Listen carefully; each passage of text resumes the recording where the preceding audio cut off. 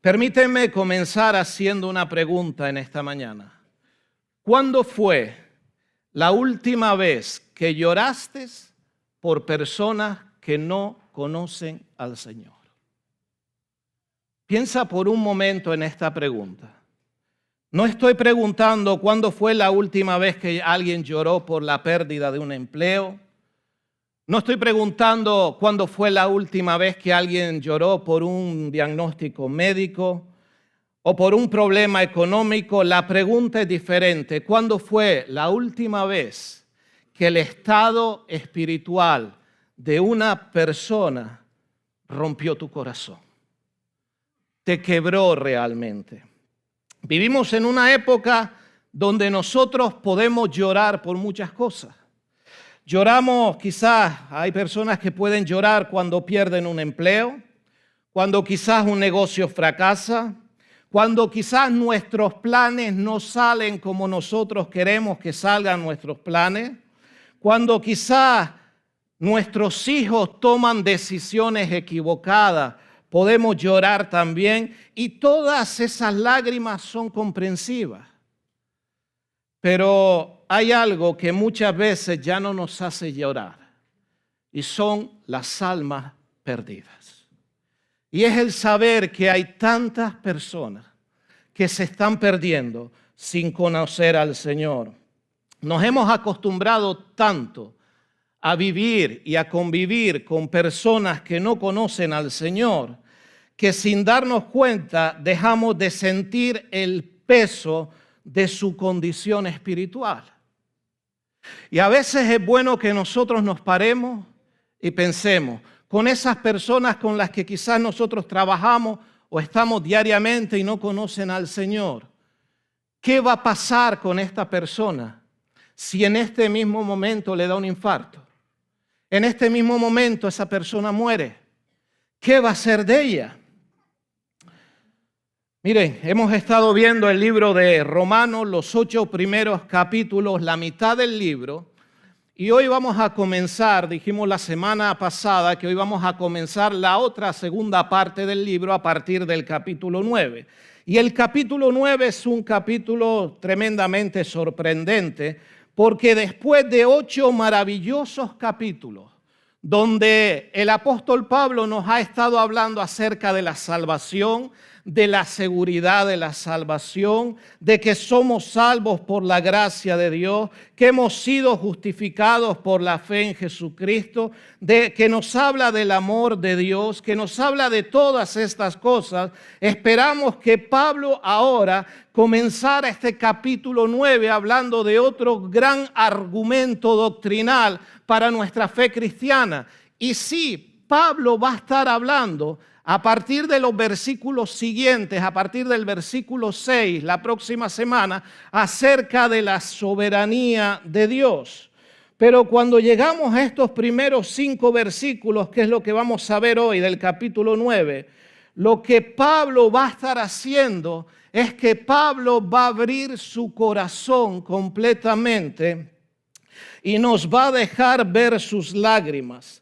Nos va a dejar escuchar el dolor que él lleva adentro. Y eso nos enseña una verdad importante. La verdadera teología, el conocer lo que Dios quiere para nosotros, nunca va a endurecer nuestros corazones. Todo lo contrario.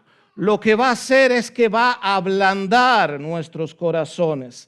Mientras más conocemos a Dios, más debemos aprender a amar como Dios quiere que amemos, a vivir como Dios quiere que vivamos, a perdonar como Dios quiere que perdonemos. Si yo tuviera que titular de alguna manera este mensaje en este día, lo titularía Un corazón que llora por aquellos que no conocen a Cristo. Hace algunos años ocurrió un incidente marítimo que llamó la atención. Y es que un barco grande comenzó a hundirse. Y cuando este barco comenzó a hundirse lentamente, vinieron los equipos de rescate. Y mientras tanto en el barco se había formado un auténtico caos. Gente caía por un lado, niños llorando por otro, familias que se estaban separando, todo era confusión. Los equipos de rescate dice que comenzaron a sacar a personas del agua. Y uno de los rescatistas observó algo que nunca olvidó. Dice que un hombre que ya había sido rescatado, este hombre, viendo todo lo que pasaba, decidió volver a tirarse al mar y rescatar a una persona. Cuando salió, volvió a tirarse nuevamente al mar y rescató a otra persona. Y así lo hizo como 3 o 4 veces. Entonces alguien le gritó desde el bote que estaba afuera y le dijo: mira, ya tú estás salvo, no vuelvas, porque puedes morir. Y este hombre contestó: ¿cómo puedo quedarme tranquilo mientras hay todavía personas ahí adentro que pueden morir? Amada iglesia, esa debería ser la actitud de cada uno de nosotros como creyentes. Nosotros fuimos rescatados por la gracia de Dios y ahora nuestra misión es volver por aquellos que se están ahogando sin Cristo.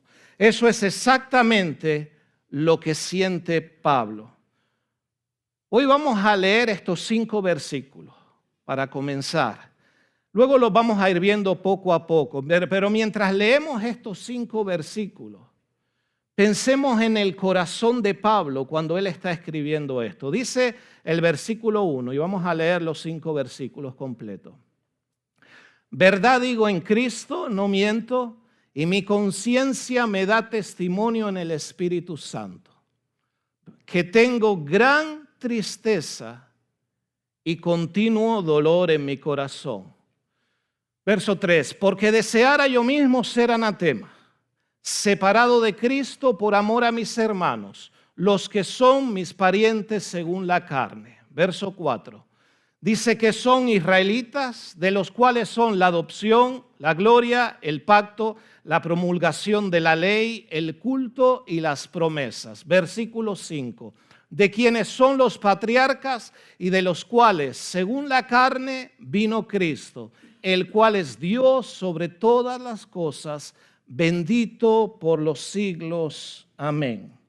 Después de leer este pasaje, uno casi que puede sentir las lágrimas del apóstol Pablo cuando está escribiendo esto, en ese pergamino. Pablo está escribiendo eso, y esto que Pablo escribe no son palabras frías, no son frases académicas, son las palabras de un hombre cuyo corazón está roto por aquellos, sus compatriotas, que todavía no conocen al Señor. Y quiero ver con ustedes en estos 5 versículos 3 cosas en esta mañana. Lo primero que quiero ver en los versículos 1 y 2 es que nuestro corazón debe ser un corazón sincero delante de Dios. Dice el versículo 1 de Romanos, dice: verdad digo en Cristo, no miento, y mi conciencia me da testimonio en el Espíritu Santo. Es interesante que Pablo utiliza aquí 3 expresiones para asegurar que está diciendo la verdad. Lo primero que dice es: verdad digo en Cristo, no miento, y mi conciencia me da testimonio. ¿Por qué tanta insistencia del apóstol Pablo al comenzar este capítulo 9? Porque lo que Pablo está a punto de decir parece increíble. Debemos recordar que cada lugar, cada ciudad donde Pablo entraba predicando el evangelio, Pablo sufría oposición por parte de sus compatriotas los judíos. Muchas veces lo querían apedrear, lo insultaban, lo perseguían, levantaban falsas acusaciones contra él. En varias ocasiones quisieron matarlo. Fue golpeado, fue apedreado, fue encarcelado y sin embargo, a pesar de todo eso, Pablo no habla ahora de ellos con amargura. ¿Cómo habla Pablo ahora de ellos? con dolor en el corazón, pero con dolor, porque eran sus compatriotas y porque se estaban perdiendo y porque no conocían del amor de Dios. Es muy fácil que las heridas produzcan en una persona resentimiento, pero cuando Cristo gobierna el corazón, ¿sabes qué es lo que va a producir las heridas? Compasión. Compasión por esas personas. Nosotros los seres humanos somos de los que hay, desde que me haga algo, cruz y raya. No quiero saber de esa persona. Hermano, yo puedo ser así. Yo no sé si tú en algún momento has podido ser así. A lo mejor no lo decimos, pero a lo mejor es lo que pensamos y creemos en nuestro propio interior. ¿Sabes? Una de las mayores evidencias del Espíritu Santo en nuestra vida es que el Evangelio transforma a las personas en personas que han hecho daño y nos transforma a nosotros en personas por las cuales nosotros debemos orar. Debemos orar por esas personas, porque esas personas están viviendo su eternidad sin Dios. Y si no, miremos el ejemplo de nuestro Señor Jesús. Cuando Él viene aquí a la tierra, nada más llegar a la tierra, ¿cómo lo trataron? No tuvo un lugar donde nacer. ¿Dónde lo ponen? En un lugar de animales. Dice que su palabra que durante toda su vida Él no tuvo un lugar donde recostar su cabeza. Y luego lo llevan ¿a dónde? A una cruz. ¿Por qué? ¿Por algo que Él hizo? No, por algo que yo hice. Por algo que tú hiciste.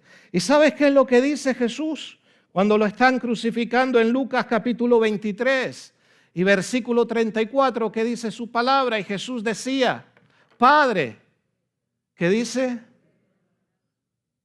Perdónalos, porque no saben lo que hacen. Y repartieron entre sí sus vestidos, echando suerte. Padre, perdónalos.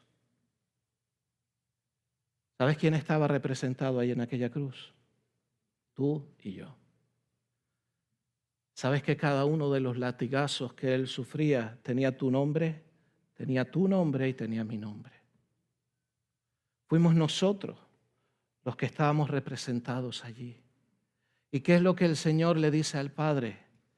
Padre, perdónalos. Bueno, nosotros decimos muchas veces, ay, es que es tan difícil. Mira, es lo difícil que tú quieres que sea. Se hace difícil cuando nosotros no queremos tragarnos el orgullo. Pero cuando nosotros decimos, Señor, yo te lo entrego a ti para yo ser liberado, entonces yo voy a ver cómo Dios va a ir obrando en mi vida. El versículo 2 nos dice de Romanos, donde estamos en el capítulo 9. Dice Pablo ahí, que tengo gran tristeza y continuo dolor en mi corazón. Qué expresión tan fuerte. Porque Pablo está diciendo que eso no es una emoción momentánea o pasajera, de un ratito. Eso no es un sentimiento de un día. No era algo que aparecía durante un servicio, un culto dominical y después de escuchar un sermón emotivo y ¡ay, qué dolor, qué tristeza! No. Ese dolor que Pablo tenía era un dolor continuo, era un dolor constante. Es el peso que llevaba todos los días. ¿Por qué llevaba ese peso?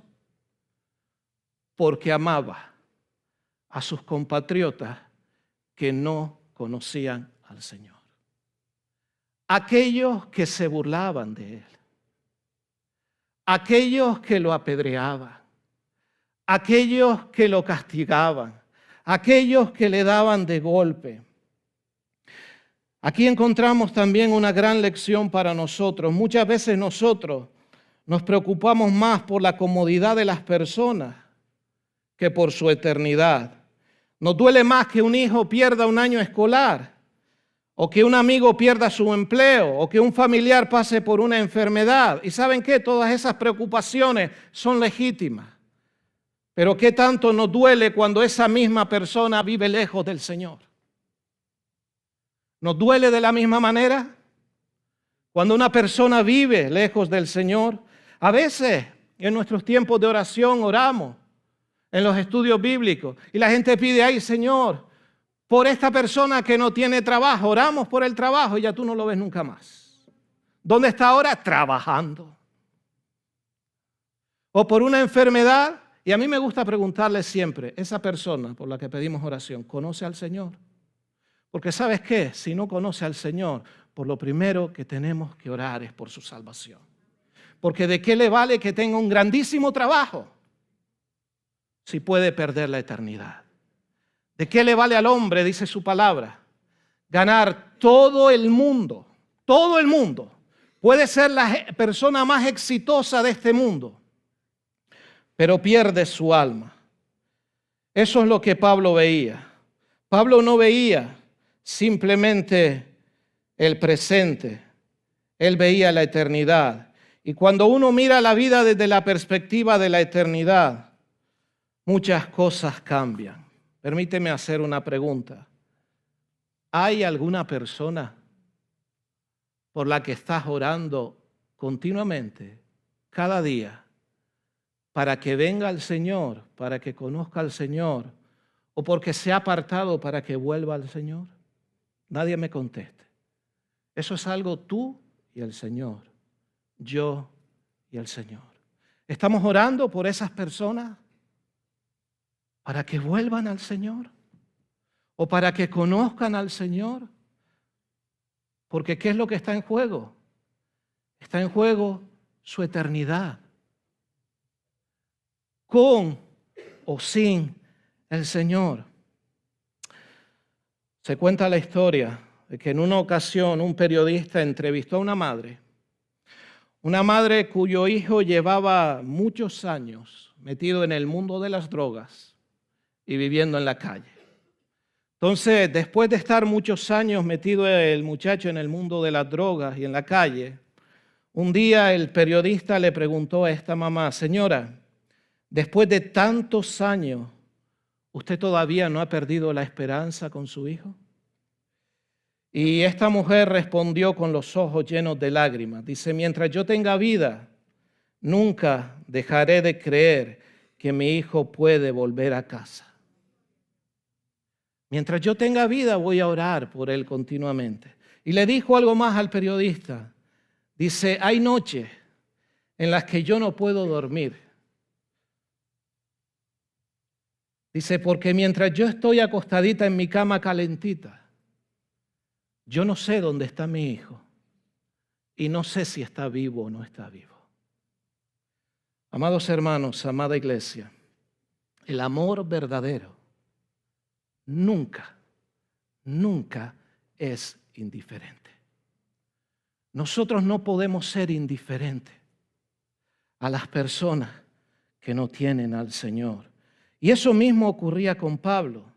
Pablo cada vez que pensaba en Israel, y recuerden, cuando pensaba en Israel, era la gente que lo golpeaba, era la gente que lo maltrataba, era la gente que levantaba falso testimonio contra él. Él no veía simplemente una nación. ¿Saben qué veía Pablo? Pablo veía a hombres y mujeres, veía familias que habían recibido tantos beneficios espirituales, entre ellos el beneficio más grande, el Mesías viene por el pueblo de Israel, nace por el pueblo de Israel. Pues a pesar de todo lo que ellos habían recibido, a Pablo le rompe el corazón que estas personas no tengan un encuentro personal con Jesucristo.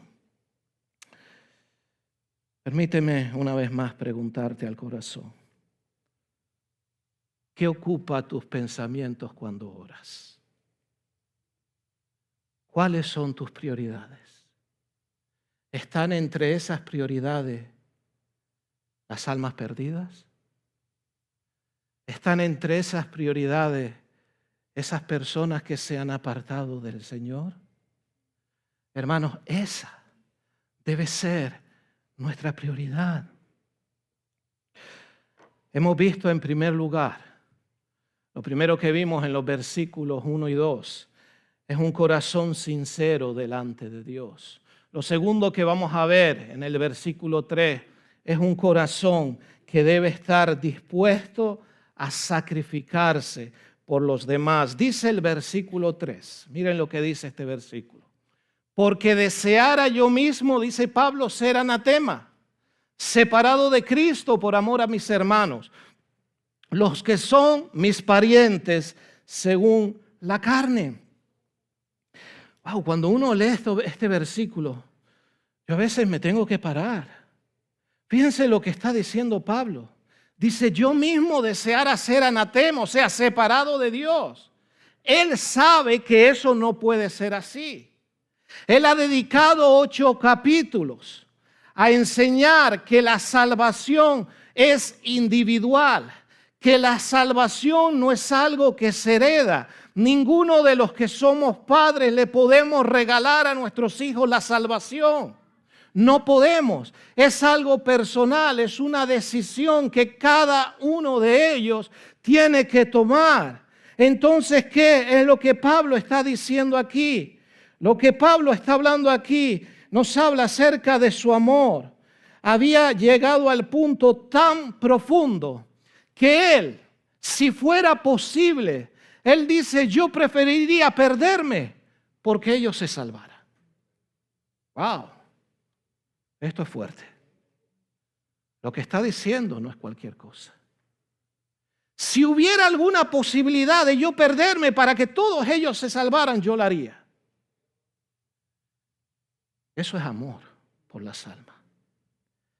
Eso es tener claro cuál es el propósito por el que nosotros estamos aquí.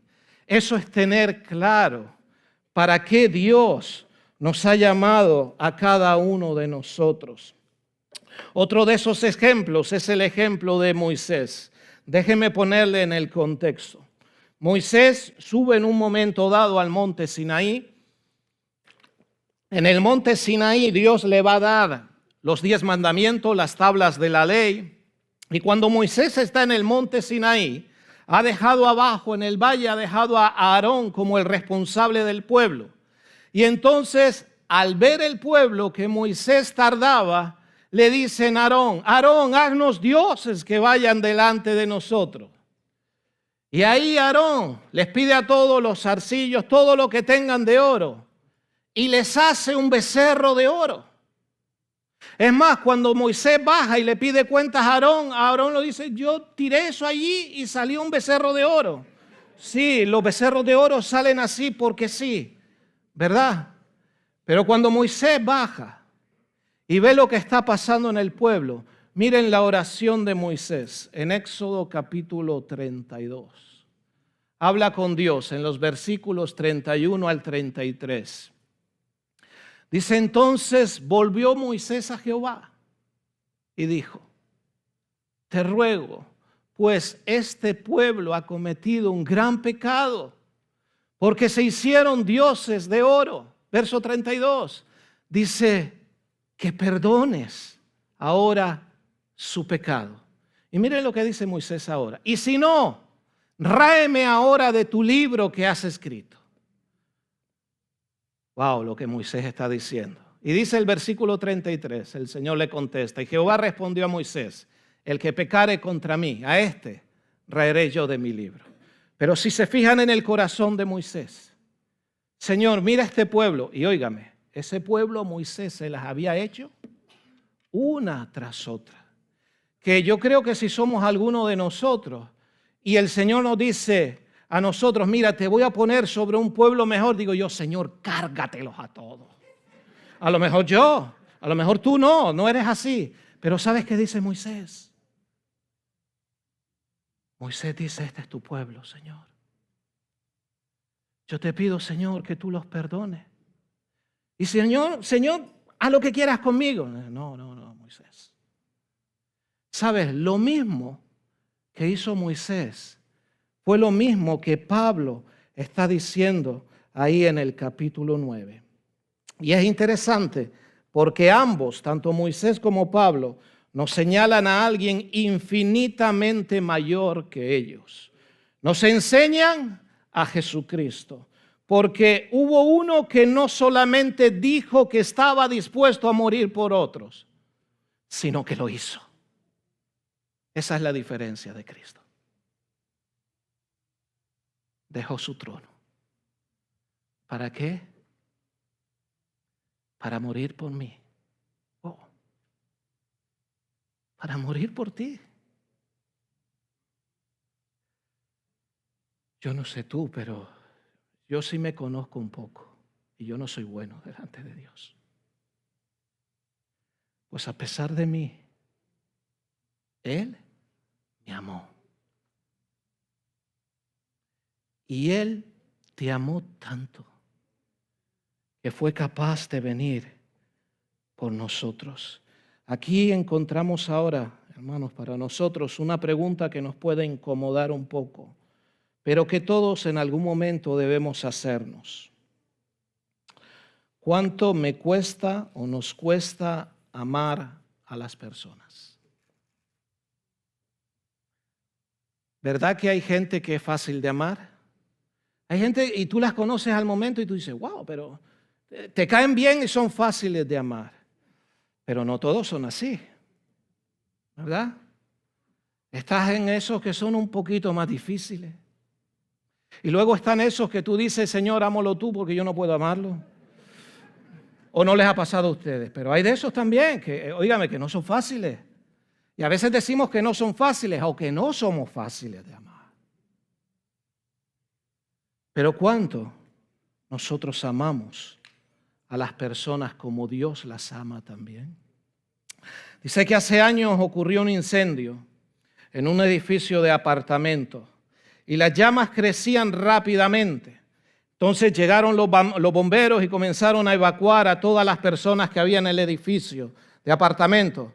Mientras comenzaron a contar a las personas a ver si estaban todos y no quedaba nadie, de pronto se oye de fuera una madre gritando, mi hija está dentro todavía.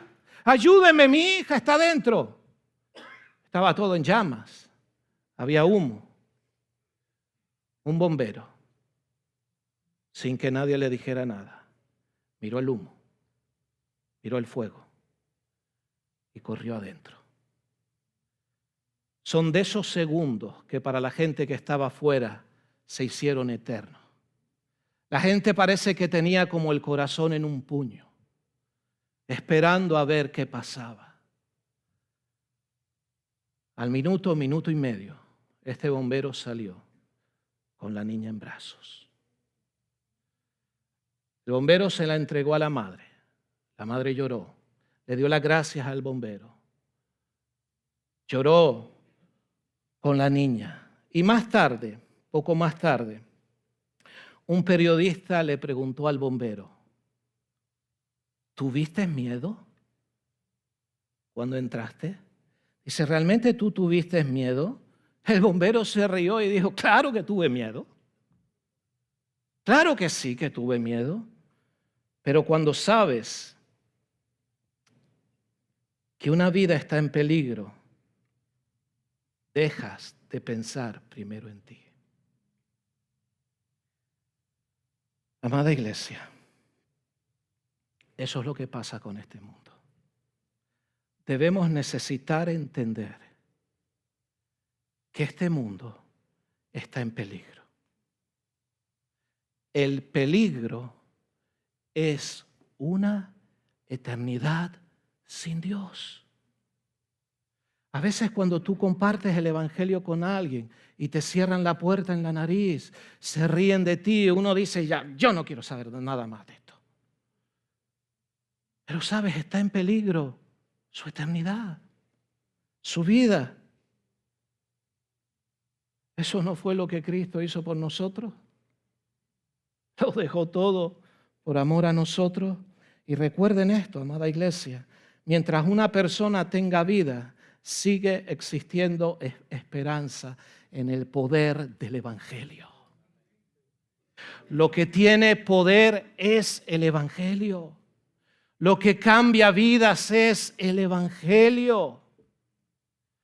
A veces hay padres que lo único que quieren es que sus hijos tengan éxito en la vida. Está bien, pero eso no es lo más importante. Lo más importante es que los hijos conozcan al Señor. Es lo más importante. Si tus hijos se han apartado, ¿sabes qué? Ponte de rodillas, porque a lo mejor están en el sitio donde está para que Dios toque sus corazones y para que ellos puedan levantar sus ojos al cielo. Porque es cuando nosotros nos vemos en muchos apuros. Muchas veces cuando nosotros levantamos nuestros ojos al cielo y le decimos, Señor, ayúdame. Señor, te necesito. Hemos visto en estos primeros versículos. En primer lugar, vimos un corazón sincero delante de Dios en los versículos 1 y 2. En segundo lugar, un corazón que está dispuesto a sacrificarse por los demás. Y ahora vamos a ver en los versículos 4 y 5, un corazón que valora los privilegios de Dios y asume la responsabilidad de compartir esos privilegios. Dice esos versículos 4 y 5. Dice la palabra del Señor. Dice que son israelitas, de los cuales son la adopción, la gloria, el pacto, la promulgación de la ley, el culto y las promesas. Verso 5. Dice su palabra, de quienes son los patriarcas y de los cuales, según la carne, vino Cristo, el cual es Dios sobre todas las cosas, bendito por los siglos. Amén. Cuando uno lee estos versículos por primera vez, puede pensar que Pablo simplemente estaba haciendo una lista, pero no, Pablo no estaba haciendo una lista. Cada palabra de lo que Pablo estaba diciendo tenía lágrimas detrás. Cada privilegio que menciona ahí aumenta el dolor que siente, porque mientras más privilegios había recibido Israel, más incomprensible era su rechazo de Dios. Pensemos nosotros ahora en nosotros, ¿cuántos privilegios recibimos de Dios? ¿Cuántas bendiciones? Y como dijimos la semana que viene, y a veces lo que queremos es tener un Dios a la carta, simplemente para lo que a mí me interesa. A veces nosotros podemos tener un gran problema, hermanos. El peligro para los que llevamos en el Evangelio muchos años. Mire, hay un gran peligro. El peligro es que después de llevar años en el Evangelio, podemos acostumbrarnos tanto a los privilegios espirituales que dejamos de valorar el milagro que Dios hizo con nosotros. Dejamos de valorar, hermanos, la gracia de Dios. Nos olvidamos que si yo soy salvo, si tú has creído en Cristo y eres salvo, es por la gracia de Dios. Y no debemos olvidarnos nunca de esto. Nos acostumbramos tanto a venir los domingos aquí a escuchar esta hermosa alabanza, a escuchar la palabra del Señor, a estar en comunión, que creemos que nosotros merecemos esto. ¿Cuántos hermanos nuestros no tienen el privilegio que nosotros tenemos? ¿Cuántos hermanos nuestros no se pueden, hoy día en el siglo XXI, no se pueden reunir con la libertad que nosotros nos reunimos? Nos acostumbramos tanto, como decía antes, a la gracia de Dios, que dejamos de maravillarnos de esa gracia. Pablo comienza a enumerar los privilegios que fue para Israel y que también son para nosotros los que hemos creído en Cristo al ser injertados ahí. Dice, lo primero que dice, todo lo que dice ahí, dice la adopción en el versículo 4. Nos está hablando acerca de la adopción. Dios, por su gracia, eligió al pueblo de Israel para venir a la tierra, ¿sí o no? Dios en su gracia nos ha elegido a nosotros para salvarnos, ¿sí o no? Fue Dios. Hemos sido adoptados por su gracia. La adopción dice la gloria. En el Antiguo Testamento, el Señor se manifestaba en el tabernáculo.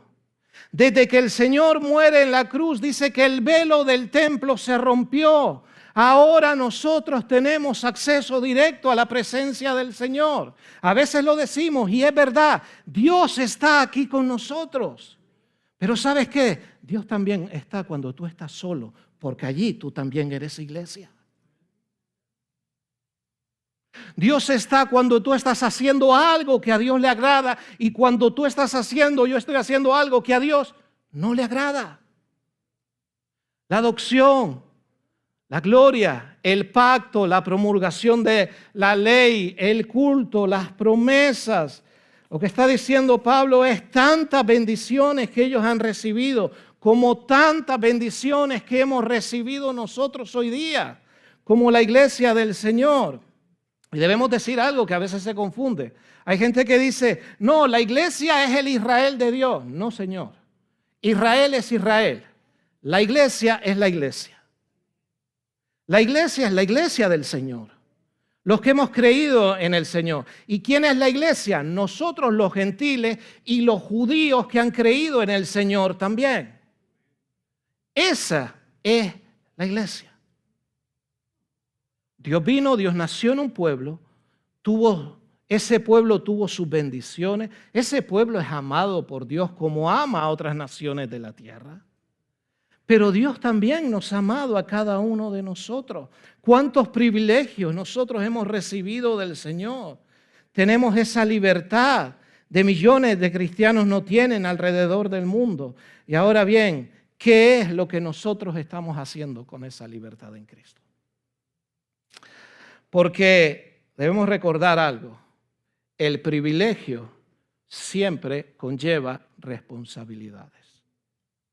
No solo es el privilegio, si nosotros somos hijos del Rey de Reyes, tenemos los privilegios de ser hijos del Rey de Reyes, pero no solo tenemos esos privilegios, tenemos responsabilidades también. Cuentan que hace años un hombre que era muy inteligente ganó millones de dólares en una inversión. El tipo fue súper inteligente y ganó millones de dólares en esa inversión. Toda la prensa quería entrevistarlo y le preguntaron en una ocasión, ¿cuál fue el primer pensamiento que tuviste cuando supiste que eras millonario? Y él respondió algo interesante. Él dijo, lo primero que pensé fue que ahora tengo una gran responsabilidad. No dijo, ahora puedo hacer lo que quiera. Entendió que un gran privilegio conlleva también una grandísima responsabilidad. Amada iglesia, nosotros hemos recibido algo más grande que millones de dólares. Nosotros hemos recibido la gracia de Dios. Nosotros hemos recibido el perdón de Dios. Nosotros hemos recibido la misericordia de Dios, el amor de Dios. ¿Y para qué nosotros hemos recibido todo eso? Para que podamos compartirlo. Para que no nos callemos. Para que podamos decirle al mundo, tú necesitas también ser rico. Rico espiritualmente. Hay gente, mientras está aquí en la tierra, que solo vive para acumular riquezas de este mundo. Su palabra dice, ¿de qué le vale al hombre ganar todo el mundo? ¿Sí qué? Si pierde su alma.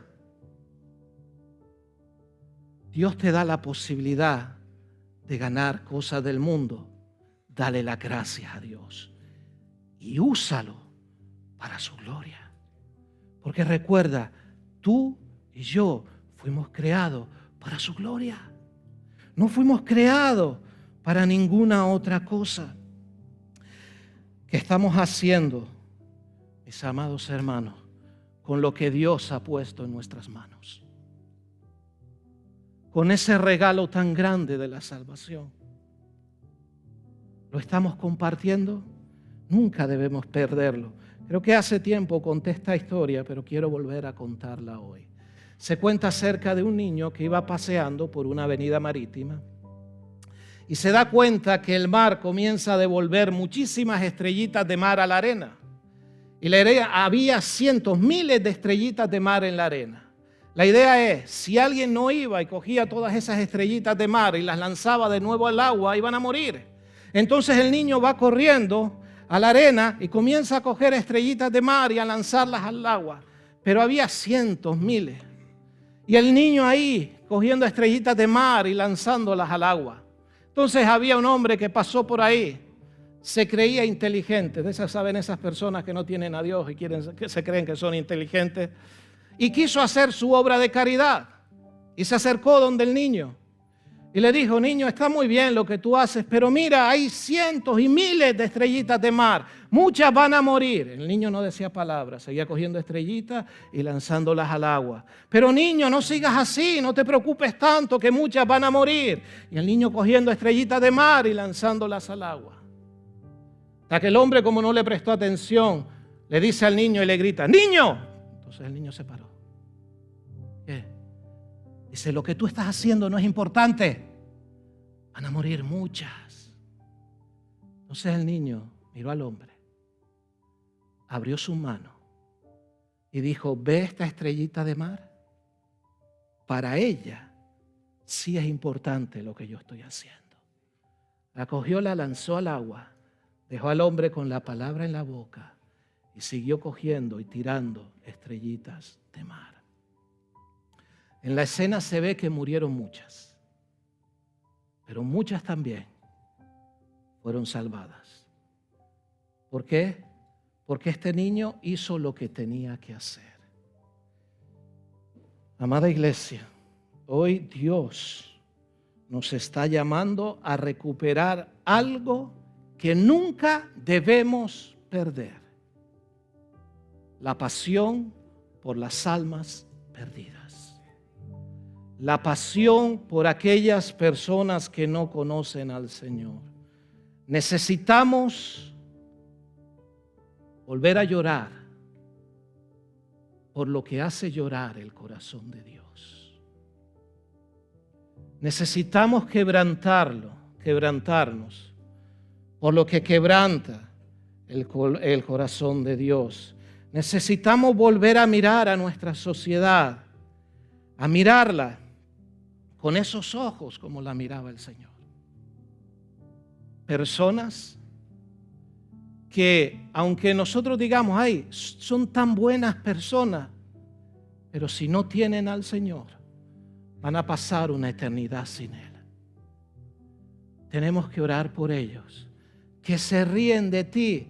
¿Sabes qué? Dale gracias a Dios. No te sientas mal porque se ríen. ¿Sabes lo que dice Filipenses? Filipenses dice: bienaventurados sois, dichosos, felices. ¿Cuándo? Cuando por mi causa os vituperen y os persigan y digan toda clase de mal contra vosotros. ¿Cómo? Mintiendo. ¿Qué es lo que nos dice su palabra? Tú predica, tú comparte. Pablo decía: a mí me llaman loco. ¿Y sabes qué decía Pablo? Permítanme esa locura. Bendita locura cuando uno está haciendo lo que el Señor nos pide que hagamos. ¿Y sabes qué? Y Pablo no fue un caso fácil, hermanos. ¿Quién era Pablo antes de conocer al Señor? Era un fariseo cuya profesión de Pablo era perseguir a cristianos, matar a cristianos. Eso era lo que Pablo tenía que poner en su currículum: matador de cristianos. Un día este hombre va camino para matar a cristianos camino a Damasco. Cuando va camino a Damasco, ¿qué pasó? Se encontró con Jesús. No se encontró con una religión. Se encontró con Jesús. Y Jesús le dice: Saulo, Saulo, ¿por qué me persigues? ¿Sabes qué dice Pablo? ¿Qué le dijo al Señor? ¿Quién eres? Era religioso, pero no conocía al Señor. ¿Quién eres? Y él le dice, yo soy Jesús, a quien tú persigues. ¿Recuerdan la respuesta de Pablo? Wow. Cuando lo entendió, Pablo le dice al Señor, ¿qué quieres que yo haga? Me pongo a tus pies, Señor. Me pongo en el altar del sacrificio. ¿Qué quieres que yo haga? Y eso mismo que Pablo le dijo al Señor, es lo que cada uno de nosotros tenemos que decirle en este día. Señor, ¿qué quieres que yo haga? Ayúdame a tener un corazón como el tuyo. Ayúdame a amar como tú amas. Ayúdame a servir como tú quieres que sirva. Y a perdonar como tú quieres que perdone. Vamos a orar, hermanos. Señor nuestro Dios, queremos alabar tu nombre, queremos adorarte. Queremos darte gracias, Señor, por este hermoso día. Señor, este día es hermoso porque desde antes de la fundación del mundo, tú habías pensado en él para que nosotros pudiéramos estar aquí, para que nosotros pudiéramos alabar tu nombre, para que nosotros pudiéramos glorificarte. Señor, esperamos que en este día todo lo que hayamos hecho o dicho y todo lo que hagamos de aquí en adelante, Señor, sea únicamente para darte a ti la gloria. Tú conoces cada corazón, cada persona en este lugar, los que nos puedan estar viendo, nos puedan ver, Señor, durante la semana. Señor, tú sabes cuál es la necesidad de cada persona. Toca corazones, Señor, conforme a tu voluntad. Y que tu nombre, Señor, pueda ser alabado y honrado siempre. Señor, que nunca perdamos esa pasión por las almas perdidas. Y que, Señor, siempre y en todo momento te demos a ti y solo a ti la gloria y la honra que tú mereces. Gracias por esta tu iglesia que tú compraste, Señor, con tu sangre maravillosa. Te alabamos, te honramos y te damos la gracia. Y lo pedimos en el nombre que es sobre todo nombre, en el nombre de Jesús. Amén. Amada iglesia, que el Señor nos bendiga a todos, que podamos tener una buena semana. Y recuerda, tú siempre, hoy, esta tarde, mañana, cada día de la semana, donde quiera que tú estés, eres iglesia. Que el Señor nos bendiga y nos ayude siempre.